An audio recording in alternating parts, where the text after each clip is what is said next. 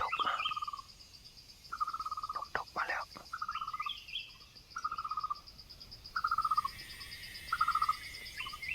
ดกมาแล้ว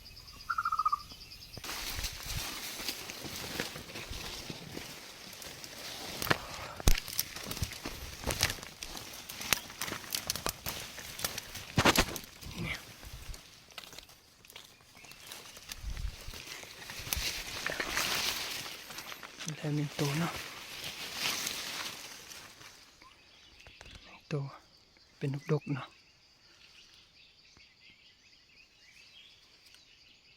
นกดก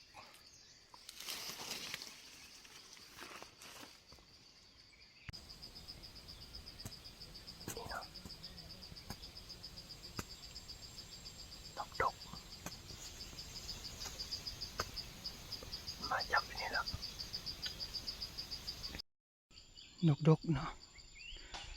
ตอนเศร้าก็สิมีหลายอยู่ตอนเศร้าเพราะว่าเวลายางขึ้นมาแล้วก็เห็นบิน2-3 ตัวเนาะกินหมากใหม่นี่ต่ำๆเสือต่ำๆประมาณ15 เมตรนี่แหละประมาณ15 เมตรนี่นกขวกนี่มีหลายนกขวกเสียดายบ่ได้เอากรงมาเนาะบ่ได้เอากระทุนมานกขวกมีหลายเลยได้เติมอีกตัวหนึ่งเนาะมาเติมตกนี่เนาะนกเขียวนกดกเนาะนกดกได้เติมอีกตัวหนึ่งอันนี้ตัวที่3เนาะตัวที่4แล้วเนาะตัวที่4แล้ว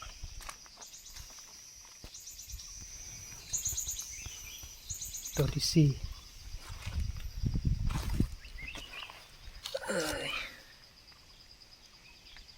ตัวที่4เนาะ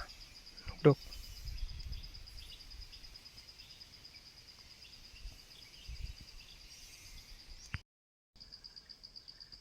ตัวที่5แล้วเนาะ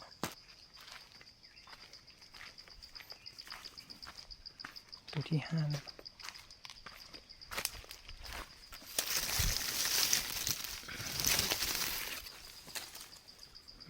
ตัวที่5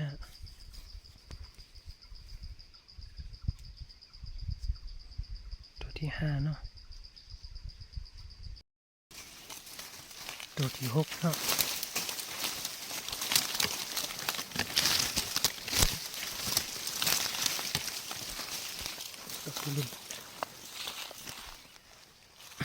ตัวที่6ตัวที่6เนาะ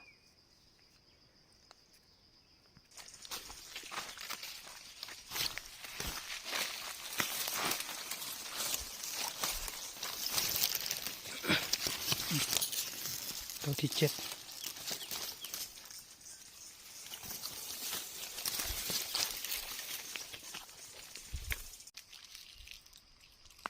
อยู่นี่นะตัวที่8